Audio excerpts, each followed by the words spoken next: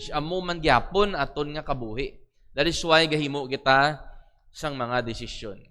Diri kita sa gyapon sa aton nga tema, the value of one. The value of one. Pangabayon ko kamo liwat sa pagtindog, basahon naton ang aton nga text sa may Deuteronomy chapter 30 verse 19 and 20. Basahon ta ini sang dungan. Ready? Read. I call heaven and earth to record this day against you, that I have set before you life and death, blessing and cursing. Therefore choose life, that both thou and thy seed may live, that thou mayest love the Lord thy God, and that thou mayest obey his voice, and that thou mayest cleave unto him, for he is thy life, and the length of thy days, that thou mayest dwell in the land which the Lord sware unto thy fathers, to Abraham, to Isaac, and to Jacob, to give them. Mga muyo kita. Amay namon nga langit nun, nagapangayo ako sa imo sang kaalam sa sining adlaw, sa pag-inchindi kag sa pagpatpat sang imo balaan nga pulong. Lord, gaydan mo kami sa pagpamati kag sa pag-inchindi sini. And Lord, I pray nga gamiton mo ang imo kubos nga alagad sa pagpatpat sa imo nga pulong. And also, Lord, ang tagsa-tagsa sa amon, limpyuhan mo man ang amon tagipusoon kag pangunahuna nga mangin worthy kami sa pagbaton sang imo balaan nga pulong. Ginoo, ginatugyan namon ang tanan sa imo, nga ikaw gid ang magapanguna sini kag magapanghikot sa amon nga kabuhi, kag maaplikar namon ang imo nga pulong, so that we may glorify thy name, O Lord. Ining amon pangamuyo sa ngalan ni Jesus nga amon manluluwas. Amen. Magapong ko ang tanan palihog. Ang Deuteronomy chapter 30, context ini sang kabuhi ni Moses nga lapit na lang gid siya kuhaon sang aton nga Ginoo. Kung hindi ko magsala, ang Deuteronomy hasta sa may chapter 34. And after Deuteronomy, ano ganing dason nga book? Joshua, di ba la? Joshua. It means halin kay Moses, pakadto na kay Joshua. Amo na ning katapusan sang kabuhi ni Moses. Sang buhi pa si Moses, wala pa sila katabok sa may Jordan River. Now, ang Israelites were on the plains of Moab.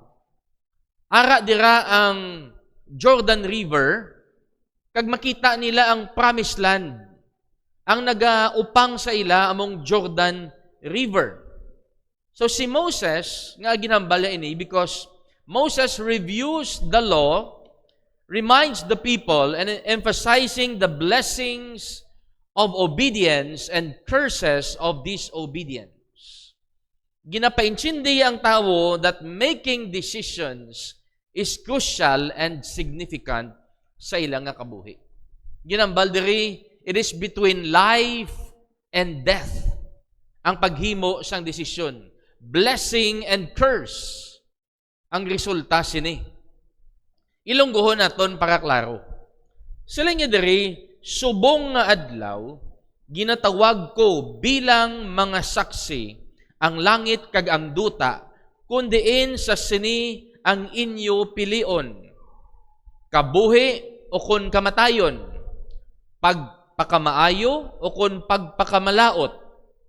Pilian ninyo ang kabuhi, agod magkabuhi kamo kag ang inyo mga kabataan.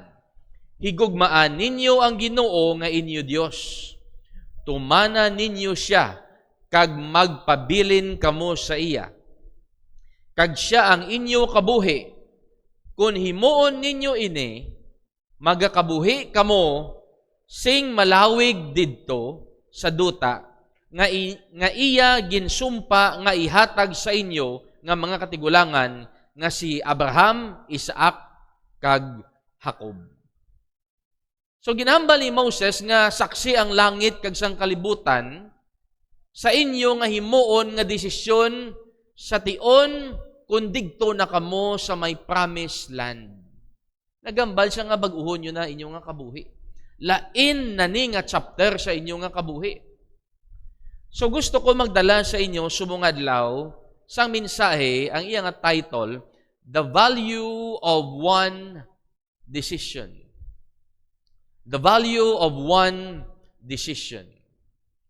Pila bala ang value sang isa ka desisyon? The value of one decision determines your direction. Kung nagahimo ikaw desisyon sa kabuhi, amo ini maga-determine kung diin ang imo nga direksyon nga kadtuan. Bangod na sa imo nga desisyon. Deuteronomy 30 verse 20, sila niya, that thou mayest love the Lord thy God.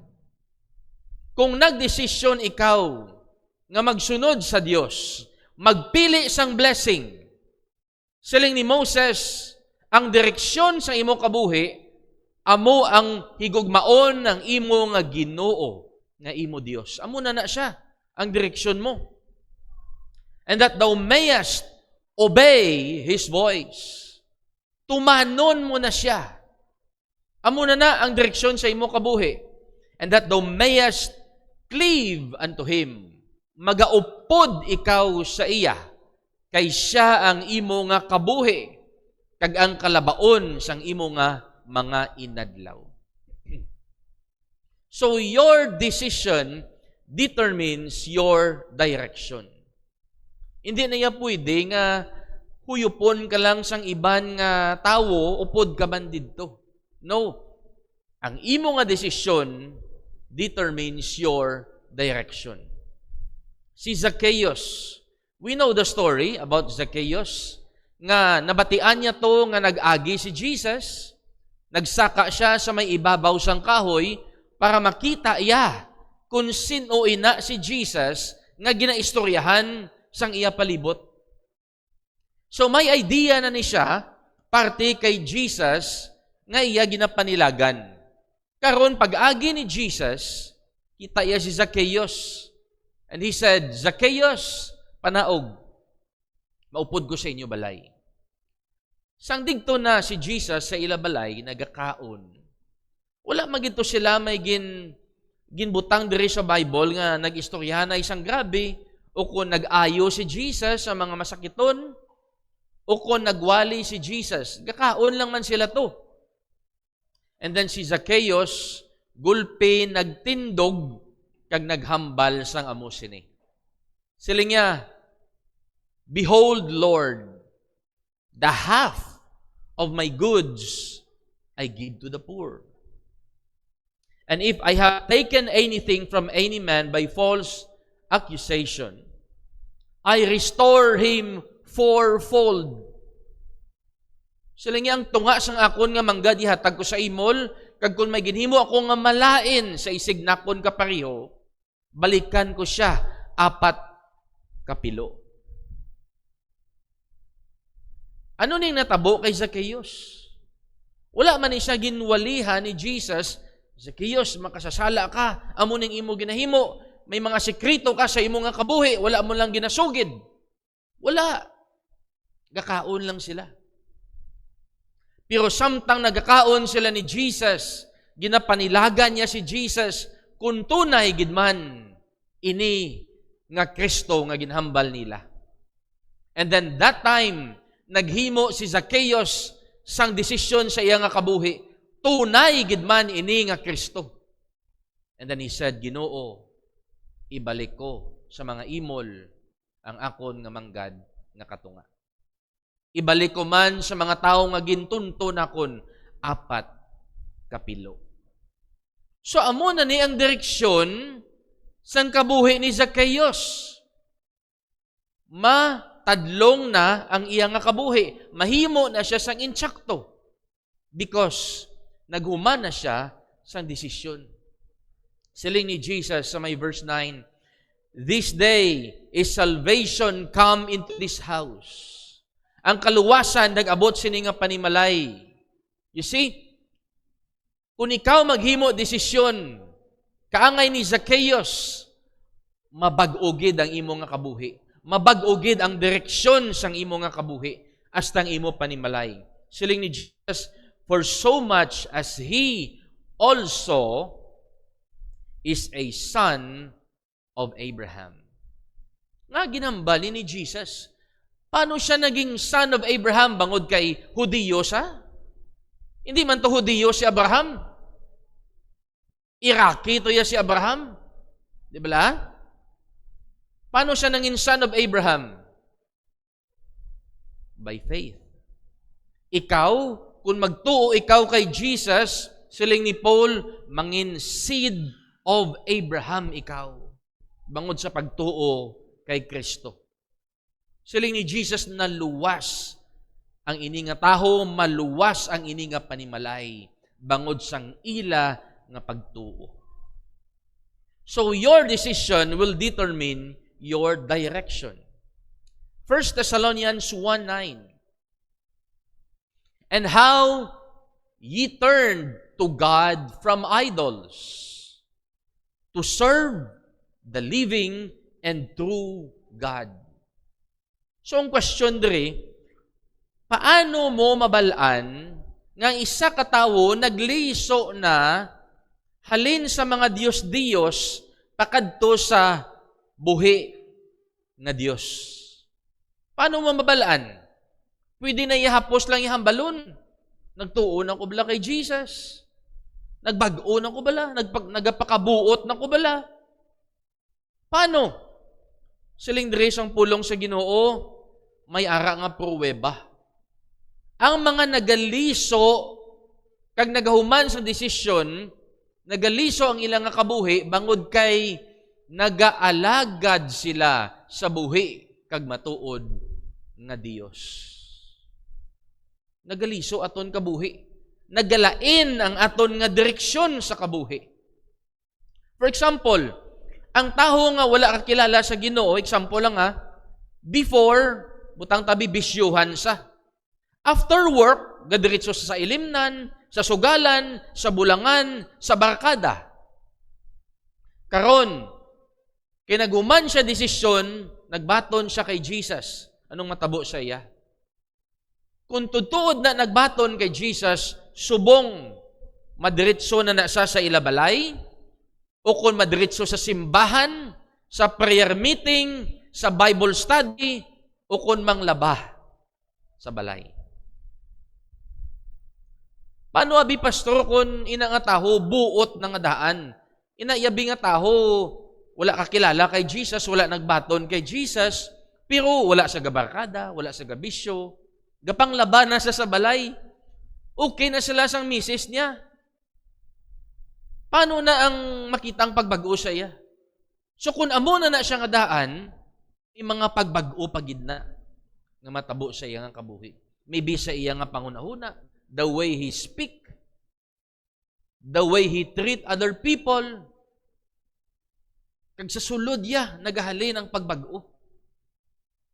So amo nang ginhambal sang pulong sa Ginoo nga nagalain ang aton nga direksyon kung nagahuman kita sang insakto nga desisyon.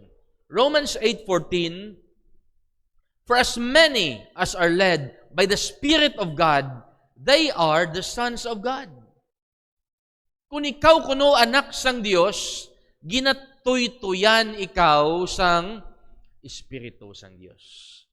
Amo na nga masarangan tamag change sang direksyon sang aton nga kabuhi.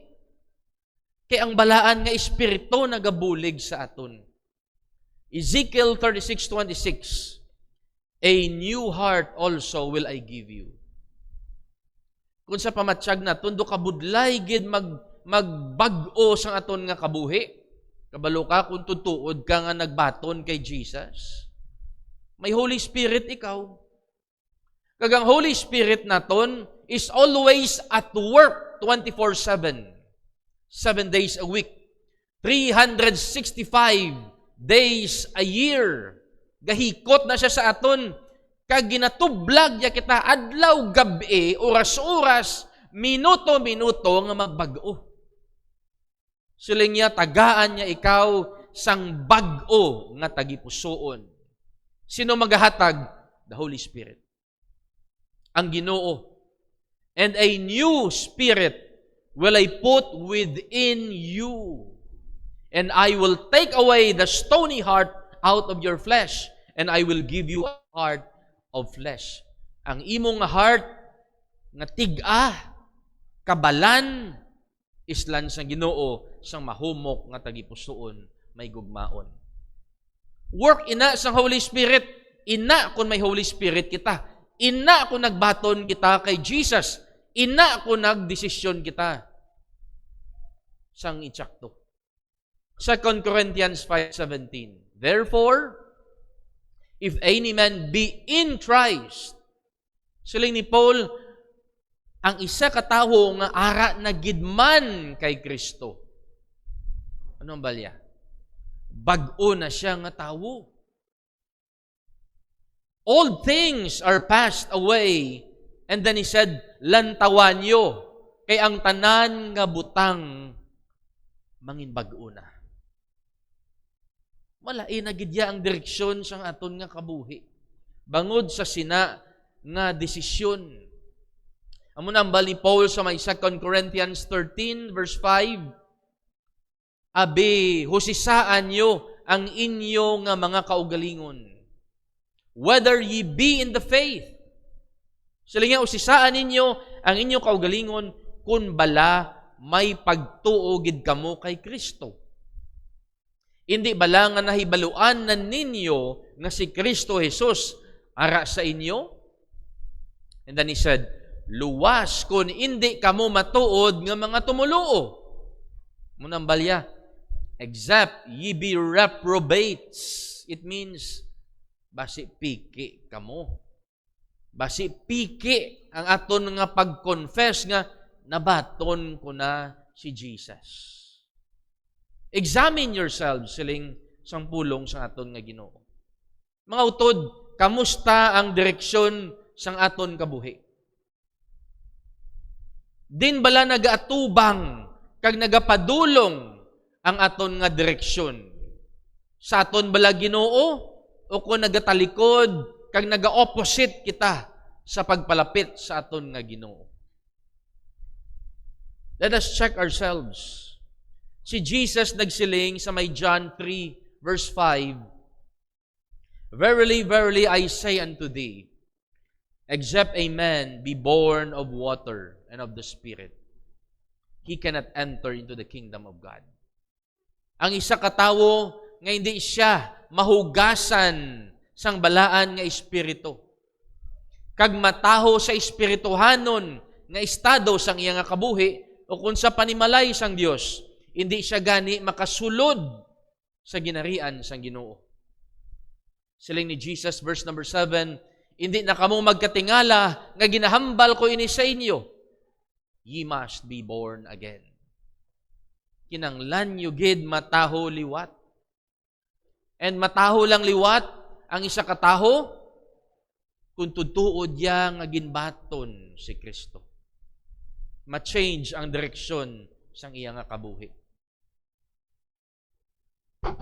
The value of one decision determines your situation. Ang desisyon nga nga ginhimo naton, amo man na siya magadeterminar sang aton sitwasyon subong. Deuteronomy 30 verse number 19. I call heaven and earth to record this day against you, that I have set before you life and death, blessing and cursing. Therefore, choose life. Siling ni Moses, ang akon gusto sa inyo, nga pilion nyo ang kabuhi, para ikaw kagang imo nga pamilya magakabuhi. So, mas gusto yan ni Moses, nga magpili kita sang insakto nga desisyon para mangin maayo ang aton sitwasyon. Nantawon ta bala ang parable nga ginhambal ni Jesus? Ginatawagin ni sang madamo nga the parable of, ano gani? The prodigal son or the lost son. Luke chapter 15 in verse number 15, you know the story. Ang ini nga bata, nagkadto sa iya nga tatay, kag nagkuha sang iya nga inheritance samtang buhi pa. So, probably, ini nga bata, I'm sure ini nga bata, tig-aulo, ritubado. Buhi pa tatay mo, kwaon mo na inheritance mo. Makuha lang na yung inheritance kung patay na ang tatay mo. So, ini nga bata, rebuilde, gid. So, ginpasugtan siya sa iya nga tatay, okay, bahala ka sa kabuhi mo, muna gusto mo, o sige. So, desisyon ini isang bata. Ang natabo, gingasto ya tanan niya nga kwarta, kagin pangalipay niya. Verse number 15. Nag-abot ang kapigaduhon sa sina nga lugar. Shortcut, and he went and joined himself to a citizen of that country, and he sent him into his field to feed swine. Question, sino ang nagdulong sa sini nga bata sa sina nga sitwasyon nga magpangdamog sang baboy kag mapatay sa gutom? Siling sang pulong si Ginoo, he went and joined himself. Wala di siya sang iban nga basulon, kundi ang iya nga desisyon. Iya kaugalingon. And he would fain have filled his belly with the husk that the swine did eat, and no man gave unto him. Bangod sang iya desisyon, hasta ang ginakaon sang baboy, do kauno niya naman. Grabe ang gutom, wala may nagakaluoy sa iya. And then siling niya, how many hired servants of my fathers have bread enough and to spare, and I perish with hunger? Sa balay sang akon nga amay, kadamo sang amon sulugoon. Gasulubra lang ang pagkaon sang amon nga mga bulig. Pero ako daw mapatay na ko diri sa gutom. Na ano-ano man akon man. So, sino ang nagtulod sa sini nga bata nga mangin amuni iya nga sitwasyon? Ang iya nga desisyon. So, we know the story na ginulsol ang ini nga bata, nagdesisyon sa nga magbalik sa ilabalay. Sila nga, I will arise and say unto my father, I have sinned against heaven and against thee. Sila nga, mabalik ko to, may nulsol ko. Okay, ara na to sa iya balay, ginbaton na siya sang iya nga tatay. Verse number 22. Siling sa iya nga tatay, bring forth the best robe, and put it on him, and put a ring on his hand, and shoes on his feet. Now, ang question na mo ni, sino ang nagtulod sa sini nga bata nga makaangkon liwat sang best robe, ring on his hand, and shoes on his feet? Iya man desisyon. Siya man mismo. Verse 23, and bring hither the fatted calf, and kill it, let us eat and be merry. Nga ato digto ang bata nga naglayas. Ara na to siya balik nga nagapangalipay. Sino na desisyon? Iya man. Di ba la? So kanami gali no, kung wala kita sa panimalay sang aton amay, mapatay kita sa gutom. Hindi man kita mapatay sa gutom literally, pero mapatay ang aton kalag sa gutom sang pulong sang Dios. Pero sa panimalay sang aton nga amay, digto lang naton masapuan ang best robe of righteousness. Ring on his hand, shoes on his feet, fatted calf, may nagakinaon, may nagakalipay. Hindi ka mo manamian sang sini nga sitwasyon. Amo ni ang sitwasyon sang taho nga naghuman sang insakto nga desisyon. Kay siya man ang naghimo sang sina nga sitwasyon. Ang question subong, How's your situation today? Ano ay hanang sitwasyon naton subong? Gaantos kita bala o nagakalipay? Ang aton bala nga pag-antos, bunga ina sang testing sang Ginoo o kon chastening sang aton nga Ginoo. Ang situation naton subong, bango dina sang nagligad naton nga mga desisyon sa kabuhi. Ginapiktuhan niya na. Subong ang desisyon ta sang nagligad. Gusto ko magwali sa mga young people kag mga young professionals naton subong. Mga young people and young professionals naton, pamatiin eh.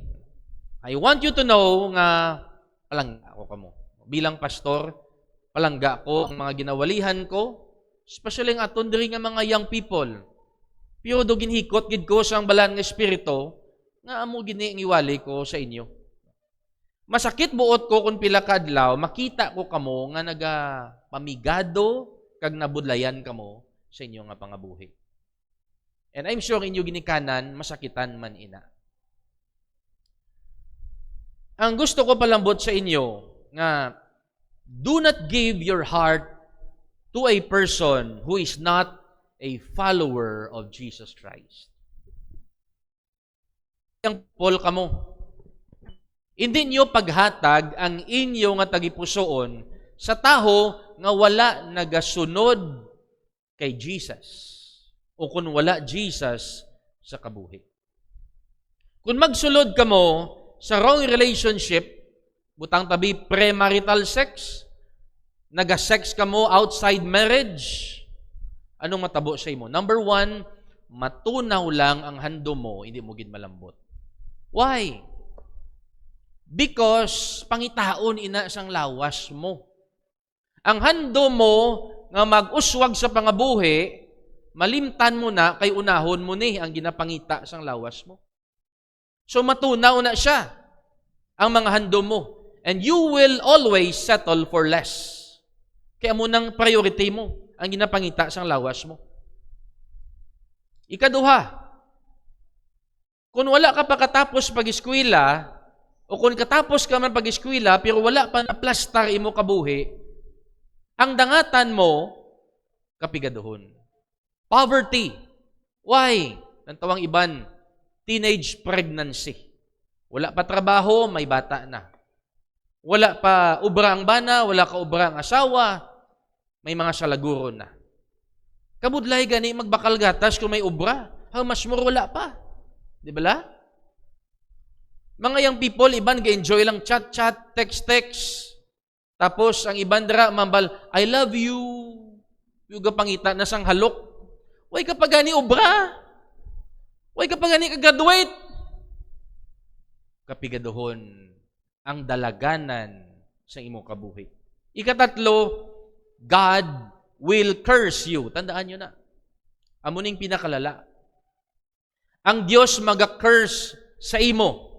Because ginbaton mo na si Jesus, may Holy Spirit ka sa imo nga heart, pero sige pakasala mo sa lawas sang Ginoo, ginahiguan mo. So there will be no blessing, no God's favor, and siling sa Bible, the wrath of God, ano ko nang balya? Cometh unto the children of disobedience. Amo na nga mambal kada kasapnot sang pangabuhi, kamahal sa mga balaklon, kamahal sang plite. Damo man niya kabataan sang Ginoo nga hindi man manggaranon, pero nami man nila pangabuhi. Why? Kay gasunod sila sa kabubuton sang Dios. Ara ang bugay sang Dios, ara ang grasya sang Dios, ara ang blessing sang Ginoo, ara ang good health, ara ang pabor sang Ginoo. Kay nagapangabuhi sila nga nagasulod sa aton Ginoo. Amo nambal ni Moses, I set you this day a blessing and a curse. Life and death. Pili ikaw. Because ang decision mo subong mag-apekto sang imong nga sitwasyon.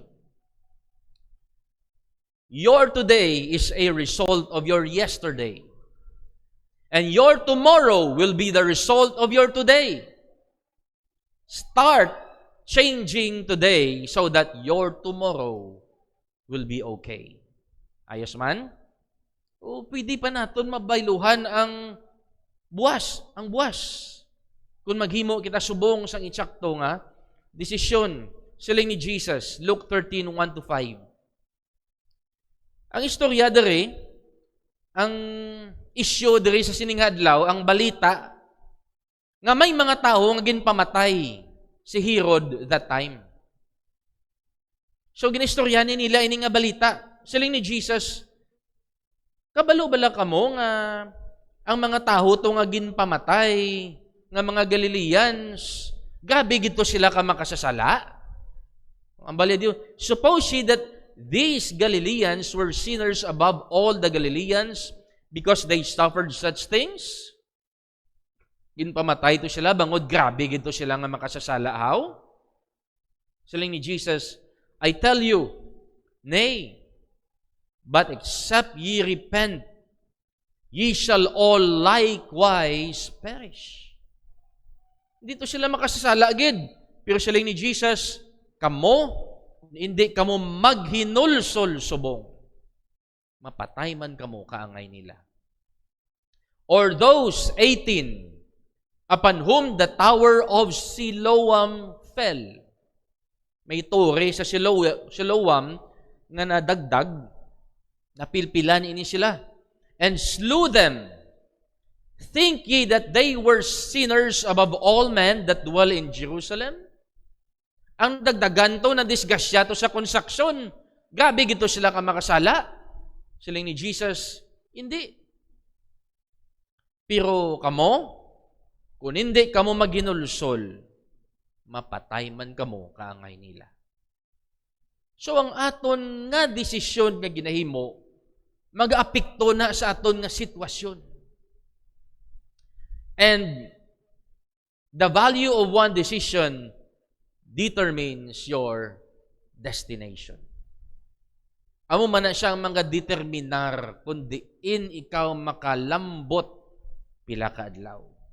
Deuteronomy 30 verse number 20, that thou mayest love the Lord thy God, that thou mayest obey His voice, that thou mayest cleave unto Him, for He is thy life. Ang Ginoo among aton kabuhi, so kita magapilit sa iya. And the land of days. And then He said, that thou mayest dwell in the land which the Lord sware unto thy fathers, to Abraham, to Isaac, and to Jacob, to give them. So kung nagdesisyon ikaw insakto, it will determine your destination. Sigurado nga destinasyon. Siling sang Ginoo, I will give you expected end. Human na nga katapusan ang ginaaman ko sa inyo. Plans of peace and not evil. Si Ruth and Naomi. Di ba digto sila sa may land of Moab? Si Naomi, napatay ang abana, napatay man iya duwa ka kabataan nga lalaki. Si Ruth, asawa sang isaya ka bata nga lalaki. Si Orpha, asawa man sang isaya ka bata nga lalaki. Pero sang napatay aning kabataan ni Naomi, kag banaya, nagdesisyon siya nga mapuli balik sa may Bethlehem. Si Orpha, nagbabay siya kay Naomi, mabalik siya sa may lugar nila. Pero si Ruth, nagupod kay Naomi. Siling diri sa may Ruth chapter 1 verse 15, behold, thy sister-in-law is gone back unto her people and unto her gods. Return thou after thy sister-in-law. Balik ka to, upod ka to sa sister-in-law mo. Siling ni ni Ruth, hindi ko bala pag pilita nga bayaan ko ikaw. O kung magbalik ako sa amon nga lugar. Verse 16, for whither thou goest, I will go. And where thou lodgest, I will lodge. Thy people shall be my people, and thy God, my God. Where thou diest, I will die, and there will I be buried. The Lord do so to me, and more also, if aught but death part thee and me. Kamatayon lang ang magapamulag sa imo, kag sa akon. So nagdesisyon si Ruth nga mag-upod pauli sa iya mother-in-law nga mo si Naomi. Nagpuli sila sa may Bethlehem, kag digto na meet niya ang iya bana nga mo si Boaz. You see, mga utod ko, kung maghimo kita sang isa ka importante nga desisyon, gahulat na to ang blessing sa aton. Wala pa kita kaabot. I will set you this day a blessing and a curse. Ano yan ang natabo to kay Orpah? Balik to sa iya Diyos. Ano ihan tong gindil sang Ginoo sa iya? O si Ruth nga Moabites, nakapamana, nakabata, nanginlula ni Jesus Christ. Naging example nga maayo ang iya nga kabuhi. Si David, ginsugo siya sang tatay niya nga, Toto David, abidulong ito ang imo nga mga utod sang pagkaon sa patag-awayan. 1 Samuel 17:17. Take now for thy brethren an ephah of this corn and these 10 loaves, and run to the camp of thy brethren. Dulong ito sila. And carry these 10 cheeses, captain of their 1,000. Dulungi man to ang ilang taas rangko. And look how thy brethren fare, and take their pledge. Tibalaan taman siyang una, ang ilayang kadtuan niya, layo-layo na iya. Wala man to siyang una motor. So kung may donkey, kung may kabayo, okay. Pero ang kamaturan, init, kagkapoy, gani. Pero si David, obedient. Nagtuon siyang iya nga, sugo siyang iya nga tatay. Verse 20, and David rose up early in the morning. Mabalaan mo, gid, nga obedient si David because aga pa saya nagbugtaw. Excited saya. And left the sheep with a keeper. You see, ang iya take care nga sheep, wala ilang ginbayaan. Ginbayaan niya, pero may gintugyanan siya nga magbantay. Amo ni si David ka-responsible.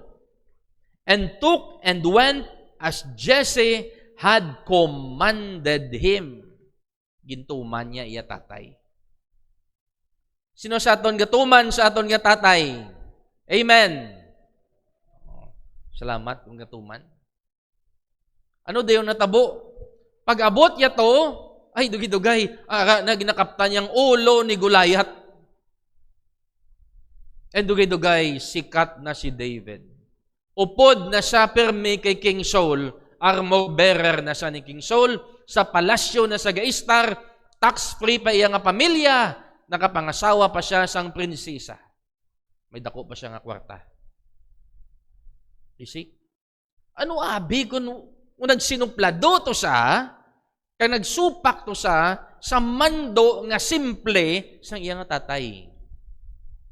Disqualify siya sa iya nga destinasyon nga manginhari pila ka adlaw. Amo na siling ni David in Psalm 23. Sigurado gid nga ang kaayo kag kaluoy magasunod sa akon sa tanan nga adlaw sang akon nga kabuhi.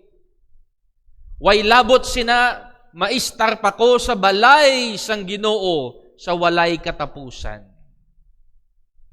Grabe nga blessing. That's destination sang nagahimo sang insakto nga desisyon. Pero bag-o siya na matabo, may verse 1 anay. Siling ni David, the Lord is my shepherd, I shall not want. Anong butsilingon si ni Pastor? Antes magatupa ang goodness and mercy sang Ginoo, we should follow first the good shepherd. We should obey first the good shepherd. Masunod kita Sa Good Shepherd na ton. So, matuman kita sa mga ginapahimo iya sa aton so that maangkon ta ang promise blessing sang Ginoo. Isaiah 1:18 and 20. Come now, let us reason together. Siling sa Ginoo, ano problema niyo haw? Abi lakat ka mo di, istoryahan na ita. Istoryahan ta ni. Bisan ang inyo nga mga sala, dukot-dukot, they shall be as white as snow. Though they be red like crimson, they shall be as wool. Way na problema kung grabe mo sala nga nahimo. Verse 19, if ye be willing and obedient, ye shall eat the good of the land. Kung willing ka lang, kag masunod ka lang sa Dios, makakaon ka.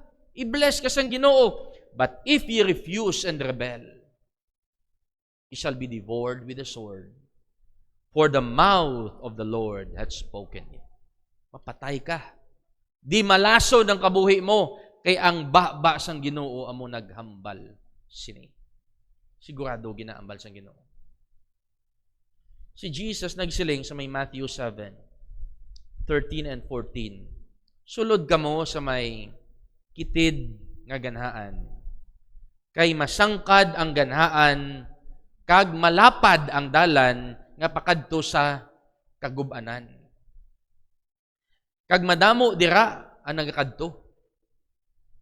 Because straight is the gate, kitid ang ganhaan, and narrow is the way which leadeth unto life. And gamay lang dira ang nagakadto. Nga gamay lang dira? Because hindi sila gusto magsunod kay Jesus. Because si Jesus ang dalan. Di ba lang nagambal siya? I am the way. I am the truth. And the life. Nga ginambal ni Moses, He is thy life. So muna ang tao, budlay, kag hindi gusto magsunod kay Jesus, kay budlayan sila magsunod kay Jesus. Anong meaning sa ngalan ni Jesus? Tuhan mo nga siya ang Diyos kag manuluwas mo? Tuhan mo nga siya lang gid isa, wala na sang iban, kag masunod ikaw sa iya nga gusto. Bangod siya ang imo nga agalon. So amo na nga kitid ang dalan pakadto sa kabuhi. Kay ano man, matuo lang ko kay Jesus Hindi lang ko magsunod sa iya. Siling ni Jesus, wala mo ko ginbaton Wala mo na gid mo na ngalan ko. Hindi matuo lang ko ya sa imo Jesus nga napatay ginlubong na banhaw ka. Okay na siya. Pero hindi mo pagkabigon nga siya ang master mo. Hindi mo pagkabigon nga siya ang Ginoo mo. Siling ni Jesus, nga ginatawag mo ko Ginoo, Ginoo. Pero wala mo ginahimo ang akon ginahambal. Amo ni nga para sa madamo nga tao, kitid ni siya nga dalan. Kibudlay mo. Ano pastor ang kaluwasan? By works? No. By believing on His name. Gatuo ka sa ngalan sang Ginoo. Kinanglan mo ni batunon nga siya ang agalon mo. Masunod ikaw sa iya. Sila nga, no man cometh unto the Father but by me. Kung hindi ka mo magsunod sa akon, kung hindi niyo ko batunon, wala sang bisan ni isa nga tao makadangat sa amay, kundi paagi lang gid sa ako.